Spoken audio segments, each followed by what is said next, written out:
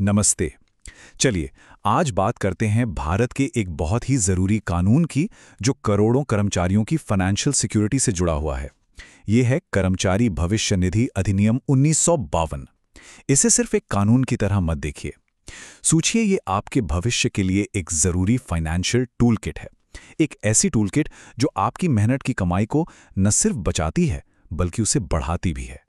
हम सब ने अपनी सैलरी स्लिप में वो पीएफ डिडक्शन वाली लाइन देखी है ना? और अक्सर मन में सवाल आता है कि भाई ये पैसा कट तो रहा है, पर आखिर जा कहाँ रहा है?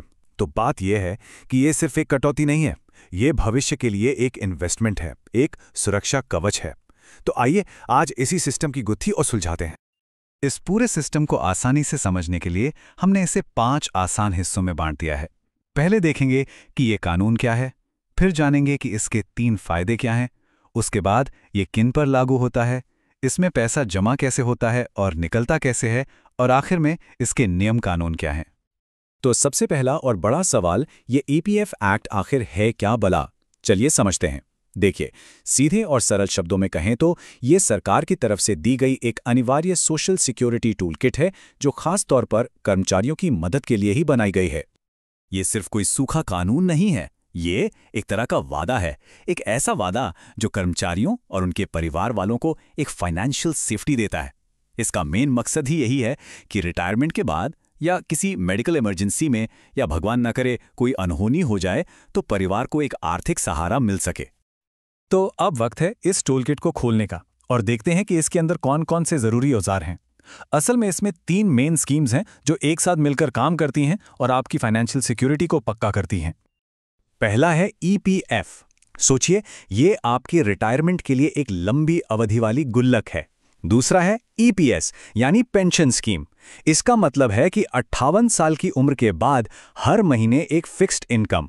और तीसरा है ईडीएलआई, जो परिवार के लिए एक लाइफ इंश्योरेंस की तरह काम करता है। ये तीनों मिलकर एक बहुत मजबूत सुरक्षा कवच बनाते हैं। ठीक है, तो ये टूलकिट तो बहुत बढ़िया है, पर ये मिलती किससे है? कौन कौन इसके दायरे में आता है? चलिए अब यह समझते हैं कि यह कानून किस पर लागू होता है और कैसे। इसका सबसे मेन रूल बड़ा सिंपल है। कोई भी कंपनी, कोई भी फैक्ट्री या कोई भी संस्था जहां 20 या उससे ज्यादा लोग काम करते हैं, बस ये कानून उन पर अपने आप लागू हो जाता है। तो ये कानून हर उस कर्मचारी पर लागू होता है जिसकी महीने की सैलरी 15,000 रुपए तक है। और हाँ, एक बहुत ही इंटरेस्टिंग बात, अगर किसी कंपनी पर यह एक बार लागू हो गया और बाद में कर्मचारी 20 से कम भी हो गए, तब भी ये चलता रहता है। लेकिन हाँ, कुछ संस्थाएं हैं, जैसे कुछ कोऑपरेटिव सोसाइटीज या सरकारी दफ्तर, जिनकी अपनी पीएफ स्कीम्स हैं, वो इसके दायरे से बाहर हैं। और देखिए, इस कानून का दायरा कितना बड़ा है, ये सुप्रीम कोर्ट के एक फैसले से समझिए। कोर्ट ने साफ साफ कहा कि जो लोग कॉन्ट्रैक्टर के जरिए घर से भी काम कर रहे हैं ना, उन्हें भी इस कानून के तहत सुरक्षा का पूरा हक है। ये दिखाता है कि कानून की कोशिश है कि ज्यादा से ज्यादा वर्कर्स तक इसका फायदा पहुंचे। अब कोई भी टूल किट हो, वो तभी काम की है जब हमें पता हो कि उसे पावर कैसे देनी है और जरूरत पड़ने पर इस्तेमाल कैसे करना है। तो अब समझते हैं कि इस फंड में पैसा जमा कैसे होता है और जरूरत पड़ने पर इसे निकाला कैसे जा सकता है। देखिए, ये फंड एक टीम वर्क से बनता है।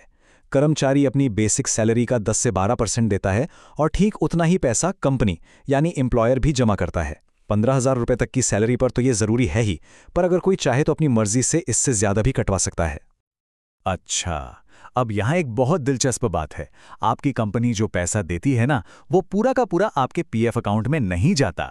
उसका एक बड़ा हिस्सा यानी 8.33% आपकी पेंशन स्कीम में चला जाता है, और जो बाकी बचा वो आपके प्रोविडेंट फंड में जमा होता है।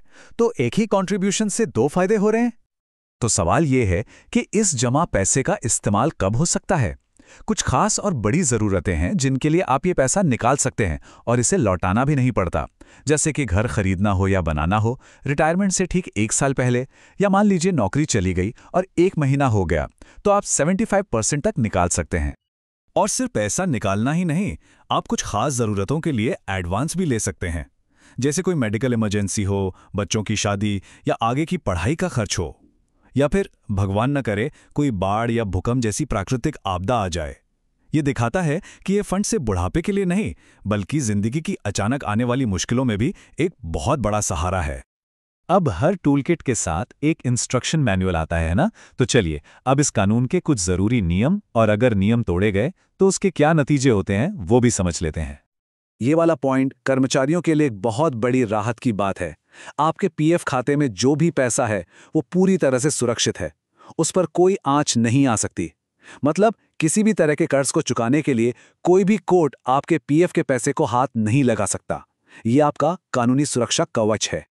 और जो कंपनियां इन नियमों को हल्के में लेती हैं, उनके लिए कानून बहुत सख्त हैं। मिसाल के तौर पर, अगर कोई कंपनी आपके हिस्से का पैसा काटकर जमा नहीं करती, तो सोचिए उन्हें कम से कम 1 साल की जेल और जुर्माना हो सकता है। मतलब इस सिस्टम को मजबूती से लागू करने के पूरे इंतजाम हैं। तो कुल मिलाकर बात यह है कि ईपीएफ आपकी सैलरी से कटने वाला सिर्फ एक अमाउंट नहीं है। यह हमारी सामाजिक सुरक्षा की नींव का एक बहुत जरूरी पत्थर है। एक ऐसा सिस्टम जो जिंदगी के हर बड़े मोड़ पर, हर मुश्किल चुनौती में एक स्थिरता, एक सहारा देने के लिए बनाया गया है।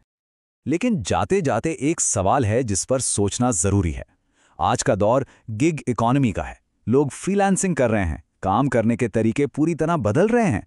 तो क्या ये 70 साल पुराना सुरक्षा कवच आने वाले कल के वर्कर्स को सुरक्षा दे पाएगा?